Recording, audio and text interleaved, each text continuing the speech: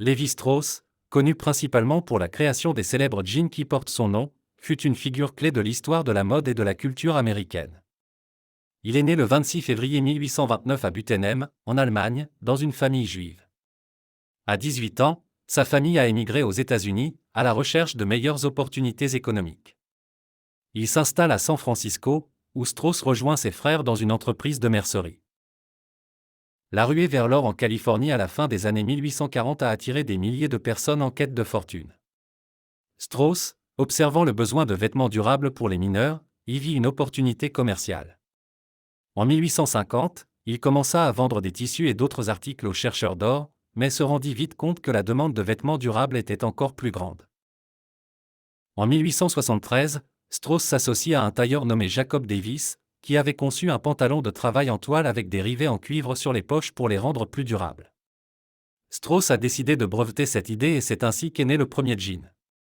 Cette innovation a non seulement résolu le problème de durabilité, mais a également offert confort et fonctionnalité, ce qui les rend idéaux pour ceux qui travaillent dans des conditions difficiles.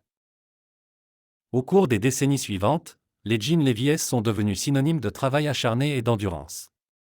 Ils ont été adoptés par les travailleurs de diverses industries, des mineurs aux cow-boys. Dans les années 1950, les jeans Levi's sont devenus un symbole de rébellion et de jeunesse, alimentés par leur popularité dans la culture jeunesse et au cinéma. Des acteurs comme James Dean et Marlon Brando ont amené le jean sur grand écran, consolidant ainsi leur statut d'icône de la mode. À mesure que la demande de jeans augmentait, Lévi-Strauss et compagnie élargit sa gamme de produits. Dans les années 1960, ils ont commencé à produire différents styles et coupes, s'adaptant à l'évolution des tendances. Ils ont également introduit des lignes de vêtements pour femmes et enfants, ainsi que des variations de tissus et de design.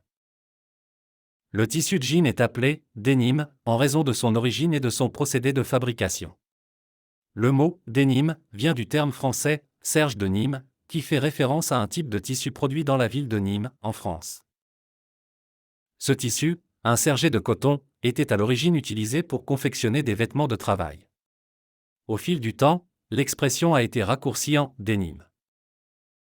Le denim est un tissu robuste, généralement en coton, caractérisé par sa chaîne, fils verticaux, de couleur blanche et sa trame, fils horizontaux, de couleur indigo. Cette combinaison donne au denim son aspect bicolore distinctif. Levi's est non seulement devenu un leader dans l'industrie de la mode, mais il a également influencé la culture populaire. Le jean est devenu un symbole de la contre-culture des années 60 et 70, représentant la liberté et l'expression de soi. La marque était associée aux mouvements sociaux, reflétant l'esprit de chaque époque. Dans les années 80 et 90, les jeans Levi's ont continué d'évoluer, intégrant de nouvelles technologies et tendances de design. Au cours des dernières décennies, Lévi-Strauss et compagnie a démontré un engagement renouvelé en faveur du développement durable et de la responsabilité sociale. L'entreprise a mis en œuvre des pratiques de production plus écologiques et a encouragé l'utilisation de matériaux recyclés. En outre, ils ont lancé des campagnes pour aborder des questions telles que l'égalité des sexes et les droits du travail. Lévi-Strauss est décédé le 26 septembre 1902, mais son héritage perdure.